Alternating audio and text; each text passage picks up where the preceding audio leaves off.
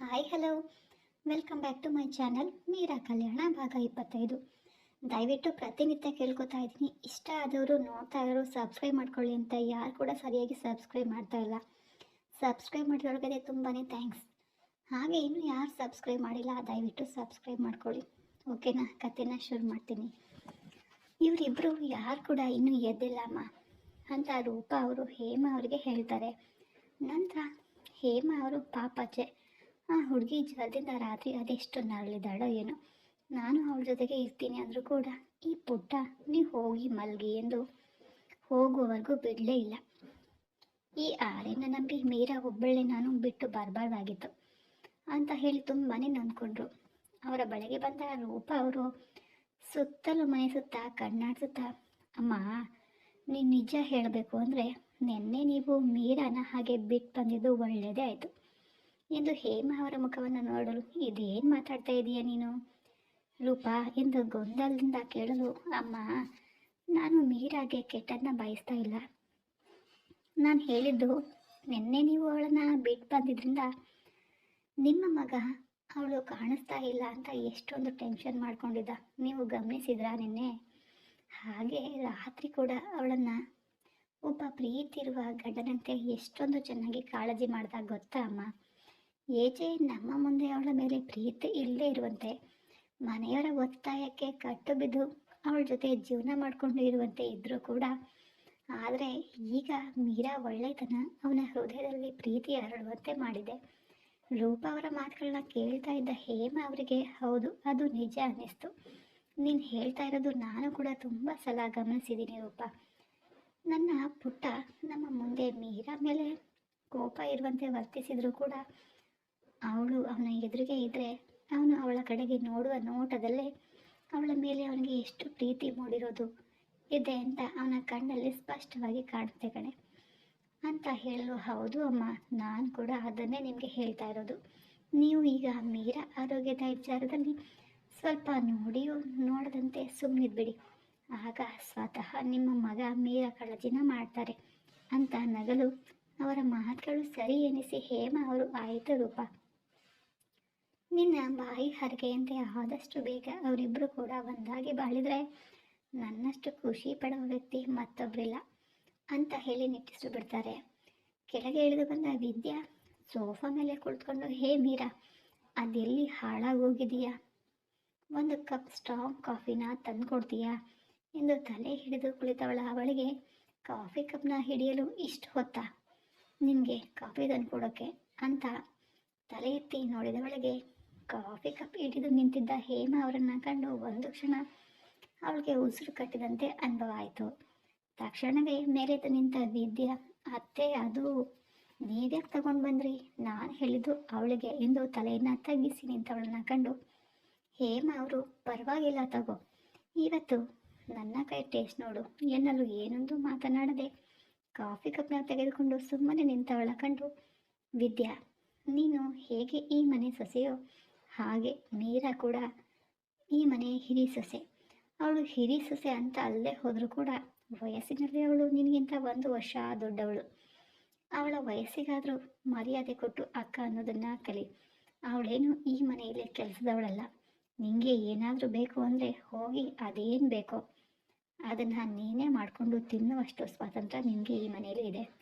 ಇವತ್ತು ಮೀರಾನ ನನ್ನ ಮುಂದೆ ಕರೆಯುವ ಹಾಗೆ ಪುಟ್ಟನ ಮುಂದೆ ಕರಿಬೇಡ. ಈ ವಿಷಯ ಈ ಮನೆಯಲ್ಲಿ ಕೆಲಸದವರನ್ನು ಕೂಡ ಮನೆಯ ಮಕ್ಕಳಂತೆ ನೋಡಿಕೊಳ್ಳುವ ಗುಣ ನಮ್ಮ ಪುಟ್ಟನದು. ನಾನಾಗಿರೋದಕ್ಕೆ ಬಾಯಿ ಮಾತಲ್ಲೇ ಹೇಳ್ತಾ ಇದ್ದೇನೆ. ಅದೇ ನಮ್ಮ ಅವನಿಗೆ ಸ್ವಲ್ಪ ತಾಳ್ಮೆ ಕಡಿಮೆ ಇಲ್ಲ ಎಂದು ಅವಳ ತಲೆ ಸವರಿ, ನಾನು ಹೇಳಿದ್ದು ನಿಮಗೆ ಅರ್ಥ ಆಗುತ್ತೆ ಅಂದ್ಕೊಂಡಿದ್ದೀನಿ ವಿದ್ಯಾ ಎಂದು ನಗುತ್ತಾ, ಕಾಫಿ ತಣ್ಣಗಾಗ್ಬಿಡುತ್ತೆ, ಬೇಗ ಕುಡಿದ್ಬಿಡು, ಇವತ್ತು ಮೀರಾಗೆ ಹುಷಾರಿಲ್ಲ, ಹಾಗೆ ಇವತ್ತು ರೂಪಾ ಅವ್ರ ಜೊತೆಗೆ ಸೇರಿ ನೀನು ತಿಂಡಿ ಮಾಡು ಎಂದು ರೂಮಿಗೆ ಹೊರಡಲು ತಿರುಗಿದವರಿಗೆ ಆರ್ಯ ಇವರನ್ನೇ ನೋಡ್ತಾ ನಿಂತಿರೋದು ಕಾಣಿಸ್ತು. ನಂತರ ಆರ್ಯನನ್ನ ಕಂಡು ವಿದ್ಯಾ ತುಟಿ ಕೆಳಗೆ ಮಾಡಿ ಅಳು ಮುಖ ಮಾಡಿಕೊಂಡು ಹೇಮಾ ಅವರ ಬಳಿಗೆ ಬಂದ ಆರ್ಯ, ಏನೂ ತಿಳಿದೇ ಇಲ್ಲ ಅನ್ನೋ ರೀತಿ, ಅಮ್ಮ ಇವತ್ತು ನೀವು ಪೇಪರ್ ನೋಡಿದ್ರಾ ಅಂದಾಗ ನಿಟ್ಟುರಿಸು ಬಿಟ್ಟು ಹೇಮಾ ಅವರು, ಅಂಥದ್ದೇನಿದೆ ಅಂತ ಕೇಳಲು, ಅಮ್ಮ ಶಾಲ್ನಲ್ಲಿ ಸುತ್ತಕೊಂಡು ಹೊರಡಿದ್ರಂತೆ. ಅಂದರೆ ಏನಮ್ಮ ಎಂದು ಏನು ಅರಿಯದವನಂತೆ ಹೇಮ ಅವರನ್ನು ಕೇಳಲು ಬಂದು ಹೇಳ್ತೀನಿ ಇರೋ ಎಂದು ಮುಗುಳ್ನಗ್ತಾ ತಮ್ಮ ರೂಮಿಗೆ ನಡೆದರು ಹೇಮ ಅವರು. ವಿದ್ಯೆ ಅವರ ಮಾತುಗಳನ್ನು ಅರ್ಥವಾಗದೆ ಇವರು ಏನು ಮಾತಾಡ್ತಾ ಇರೋದು ಎಂದು ಗೊಂದಲದಿಂದ ಆರ್ಯ ಮುಖವನ್ನು ನೋಡಲು ಅವನು ಮುಗುಳ್ನಗ್ತಾ, ಡಾರ್ಲಿಂಗ್, ಆಫೀಸ್ಗೆ ಲೇಟ್ ಆಗುತ್ತೆ, ಇವತ್ತು ನನಗೆ ತಿಂಡಿ ಬೇಡ ಬಿಡು, ನಾನು ಹೊರಗಡೆನೆ ತಿಂದ್ಕೊಳ್ತೀನಿ ಎಂದು ಮೇಲೆ ಓಡಿದನು. ಅಲ್ಲ, ಇವ್ರ ಮನೆಯಲ್ಲಿ ಎಲ್ಲರೂ ಒಂಥರ ವಿಚಿತ್ರ ಮನುಷ್ಯರ ಹಾಗೆ ಆಡ್ತಾರೆ, ಆದರೆ ಇವನು ಒಬ್ಬ ಸರಿಯಾಗಿದ್ದಾನೆ ಅಂದ್ಕೊಂಡಿದ್ದೆ. ಆದರೆ ಇವತ್ತು ಇವನು ಕೂಡ ಸುಳ್ಳು ಅನ್ನಿಸ್ತಾ ಇದೆ. ಒಬ್ಬೊಬ್ಬರು ಒಂದು ರೀತಿ ಮಾತನಾಡಿ ಹೋದರು. ಇವರ ಮಾತುಗಳು ನನಗೆ ಅರ್ಥ ಆಗೋಷ್ಟರಲ್ಲಿ ನನ್ನ ತಲೆ ಕೆಳದೆ ಹೋದರೆ ಸಾಕು ಅಂತ ಅಂದ್ಕೊಂಡು ಕಾಫಿ ಕುಡಿಯಲು ಹೋದವಳಿಗೆ ಕಾಫಿ ತಣ್ಣಗಾಗಿತ್ತು. ಈ ಕಾಫಿ ಕೂಡ ತಣ್ಣಗಾಗಿದೆ. ಬೆಳಗ್ಗೆ ನನಗೆ ಕಾಫಿ ಕುಡಿಯದೇ ಇದ್ದರೆ ಆ ದಿನ ಪೂರ್ತಿ ತಲೆನೋವು ಕಡಿಮೆ ಆಗೋದೇ ಇಲ್ಲ ಅಂತ ಕೋಪದಿಂದ ಕಾಫಿ ಕಪ್ನ ಎಸೆಯಲು ಹೋದವಳಿಗೆ ಹೇಮ ಅವರು ಹೇಳಿದಂತಹ ಮಾತುಗಳು ನೆನಪಾಗಿ ಸುಮ್ಮನೆ ಆಗಿಬಿಡ್ತಾಳೆ. ನಂತರ ಕಾಲು ನೆಲಕ್ಕೆ ಅಪ್ಪಳಿಸ್ಕೊಂಡು ಕಾಫಿ ಕಪ್ನ ಟೇಬಲ್ ಮೇಲೆ ಕುಗ್ಗಿ ತನ್ನ ರೂಮ್ಗೆ ಹೋಗ್ತಾಳೆ. ಸೂರ್ಯನ ಕಿರಣಗಳು ಕಿಟಕಿಯಿಂದ ನೇರವಾಗಿ ಏಜೆ ಮುಖದ ಮೇಲೆ ಬಿದ್ದು ಅವನಿಗೆ ಎಚ್ಚರವಾಗಿ ನಿಧಾನವಾಗಿ ಬೆಳಕಿನ ಕಡೆಗೆ ಕಣ್ಣು ಹೊದಿಸಿ ಕಣ್ಣು ತೆರೆದು ಟೈಮ್ ನೋಡಲು 10 ಗಂಟೆ ಆಗಿತ್ತು. ತಕ್ಷಣವೇ ಎದ್ದು ಕುಳಿತುಕೊಂಡ ಏಜೆ ತಲೆ ಹಿಡ್ಕೊಂಡು, ಇದೇನಿದು, ಇಷ್ಟೊತ್ತಾದರೂ ಕೂಡ ಇವತ್ತು ನನಗೆ ಎಚ್ಚರನೇ ಆಗಿಲ್ಲ, ರಾತ್ರಿ ಮಲಗಿದ್ದು ಲೇಟ್ ಆಗಿತ್ತು ಅಲ್ವಾ, ಅದಕ್ಕೆ ಅಂತ ನೆನೆಸ್ಕೊಂಡು ಮೀರಾ ಕಡೆಗೆ ತಿರುಗಿ ನೋಡಲು ಅವಳು ತಲೆ ಮೇಲಿದ್ದ ಬ್ಲ್ಯಾಂಕೆಟ್ನ ಇನ್ನೂ ಕೂಡ ತೆಗೆದಿರಲಿಲ್ಲ. ಜ್ವರ ಹೇಗಿದೆಯೋ ಏನೋ, ಕಡಿಮೆ ಆಗಿಲ್ಲ ಅಂದರೆ ಹಾಸ್ಪಿಟಲ್ಗೆ ಕರ್ಕೊಂಡು ಹೋಗ್ಬರಬೇಕು ಎಂದು ನಿಧಾನವಾಗಿ ಬ್ಲ್ಯಾಂಕೆಟ್ನ ಸರಿಸಲು ರಾತ್ರಿಯೆಲ್ಲ ಜ್ವರದಿಂದ ಬಳಲಿ ಅವಳ ತುಟಿಗಳು ಒಣಗಿ ಹೋಗಿದ್ವು. ಯಾವಾಗಲೂ ಉತ್ಸಾಹದಿಂದ ನಗ್ತಾ ಇದ್ದವಳ ಮುಖ ತುಂಬಾನೇ ಬಾಡಿರುವುದನ್ನು ಕಂಡು ಅವನ ಕರಳು ಹಿಂಡುವ ಅನುಭವ ಅವನಿಗೆ ನಿಧಾನವಾಗಿ ಆಗ್ತಾ ಇತ್ತು. ಹಾಗೆ ನಿಧಾನವಾಗಿ ಅವಳ ಹಣೆಯನ್ನು ಮುಟ್ಟಿ ಅವನು ನೋಡಿದ್ರೆ ಮೀರಾಗೆ ಜ್ವರ ತಾಪ ಹೆಚ್ಚಾಗಿತ್ತು. ಇದೇನಿದು, ಸ್ವಲ್ಪ ಕೂಡ ಜ್ವರ ಕಡಿಮೆನೇ ಆಗಿಲ್ವಲ್ಲ ಎಂದು ಡಾಕ್ಟರ್ಗೆ ಫೋನ್ ಮಾಡಿ ಮನೆಗೆ ಬರಲು ತಿಳಿಸಿದ ಏಜೆ. ಡಾಕ್ಟರ್ ಬರುವ ಮೊದಲು ಇವಳಿಗೆ ಸ್ವಲ್ಪ ಏನಾದರೂ ತಿನ್ನಿಸ್ಬೇಕು, ರಾತ್ರಿ ತಿಂದಿದ್ದೆಲ್ಲ ವಾಂತಿ ಮಾಡ್ಕೊಂಡಿದ್ದಾಳೆ ಎಂದು ಕಾಫಿ ತಗೊಂಡು ಬಂದು ನಂತರ ಎಬ್ಬಿಸಿದ್ರೆ ಆಯಿತು ಎಂದು ಹೊರಗೆ ಬಂದನು ಏಜೆ. ಕೆಳಗೆ ಇಳಿದು ಬಂದ ಏಜೆನ ಕಂಡು ಸೋಫಾ ಮೇಲೆ ಇವರಿಗಾಗಿ ಕಾಯ್ತಾ ಕುಳಿತಿದ್ದ ಹೇಮ ಅವರು, ಪುಟ್ಟ, ರೂಪ ಹೇಳಿದ್ರು ಮೀರಾಗೆ ರಾತ್ರಿ ಜ್ವರ ಬಂದಿದೆಯಂತೆ, ಈಗ ಹೇಗಿದ್ದಾಳೆ ಎಂದು ಆತಂಕದಿಂದ ಕೇಳ್ತಾ ಇದ್ರೆ ಹೇಮ ಅವರನ್ನು ಕಂಡು ಅಡುಗೆ ಮನೆಯಲ್ಲಿ ಈರುಳ್ಳಿಯನ್ನು ಕಷ್ಟದಿಂದ ಕಣ್ಣೀರು ಸುರಿಸ್ತಾ ಹಚ್ತಾ ಇದ್ದ ವಿದ್ಯಾ, ಒಂದು ಸಾಮಾನ್ಯ ಜ್ವರ ಬಂದಿರೋದಕ್ಕೆ ಏನೋ ದೊಡ್ಡ ರೋಗ ಬಂದಿರೋ ಹಾಗೆ ಆಡ್ತಾ ಇದ್ದಾರೆ ಇವರೆಲ್ಲ, ನಮ್ಮ ಅತ್ತೆ ಎಂದು ಈರುಳ್ಳಿ ಹೆಚ್ಚುತ್ತಾ ಇದ್ದಳು ವಿದ್ಯಾ. ಅಲ್ಲ, ನಾನು ಇಲ್ಲಿ ಇಷ್ಟೊಂದು ಕಣ್ಣೀರು ಸುರಿಸ್ಕೊಂಡು ಈರುಳ್ಳಿ ಹಚ್ತಾ ಇದ್ರು ಕೂಡ ಸ್ವಲ್ಪನಾದರೂ ಕಾಳಜಿ ಇಲ್ಲ.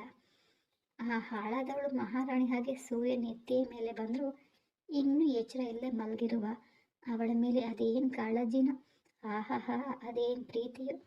ಮೊದಲು ನೀನು ಎದ್ದು ರೂಮಿನಿಂದ ಹೊರಗೆ ಬಾರೆ, ನೀನು ಒಬ್ಬಳೇ ನನ್ನ ಕೈಗೆ ಸಿಗೆ, ಆಗ ಇದೇ ಕಣ್ಣೆ ನಿಂಗೆ, ಈ ಈರುಳ್ಳಿ ಹೆಚ್ಚುವ ಹಾಗೆ ನಿನ್ನನ್ನು ಹೆಚ್ಚಿಬಿಡ್ತೀನಿ ಎಂದು ಕಣ್ಣೀರು ಸುರಿಸ್ತಾ ಈರುಳ್ಳಿಯನ್ನು ಕಷ್ಟಪಟ್ಟು ಹೆಚ್ಚಲು ಪ್ರಯತ್ನಿಸ್ತಾ ಇದ್ಲು ವಿದ್ಯಾ. ನಂತರ ಹೇಮ ಅವರ ಬಳಿಗೆ ಬಂದ ಏಜೆ, ಅಮ್ಮ, ಅವಳಿಗೆ ರಾತ್ರಿ ಎಲ್ಲ ತುಂಬಾ ಜ್ವರ ಬಂದಿತ್ತು, ಈಗಲೂ ಕೂಡ ಜ್ವರ ಸ್ವಲ್ಪನೂ ಕಡಿಮೆ ಆಗಿಲ್ಲ. ನಾನು ಡಾಕ್ಟರ್ಗೆ ಕಾಲ್ ಮಾಡಿ ಮನೆಗೆ ಬರಲು ತಿಳಿಸಿದ್ದೇನೆ. ಅವರು ಇಲ್ಲಿಗೆ ಬರೋ ಅಷ್ಟರಲ್ಲಿ ಇವಳಿಗೆ ಸ್ವಲ್ಪ ಏನಾದರೂ ತಿನ್ನಲು ಕೊಡ್ತೀರಾ ಅಂತ ಕೇಳಲು, ಅಡುಗೆ ಮನೆಯಲ್ಲಿ ಇಡ್ಲಿ ರೆಡಿ ಇದೆ, ತಂದು ಕೊಡ್ಲೇನಪ್ಪ ಎಂದು ರೂಪ ಅವರು ಕೇಳ್ತಾರೆ.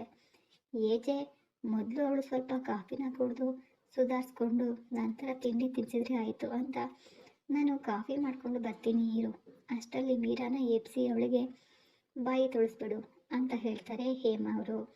ಸರಿ ಅಂತ ಅಂದ್ಕೊಂಡು ಏಜೆ ಪುನಃ ತನ್ನ ರೂಮಿಗೆ ಓಡ್ತಾನೆ.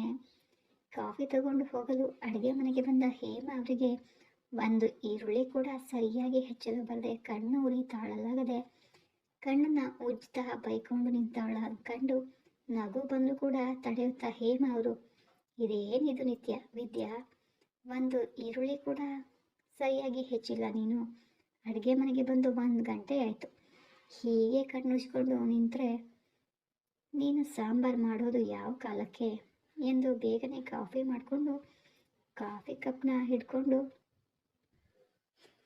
ರೂಪ ಅವ್ರಿಗೆ ಅದೇನು ಮಾಡ್ತಾ ಇದ್ದಾಳೆ ಸ್ವಲ್ಪ ನೋಡಮ್ಮ ಅಂತ ಹೇಳಿ ಮೇಲೆ ರೂಮ್ಗೆ ಬಂದರು.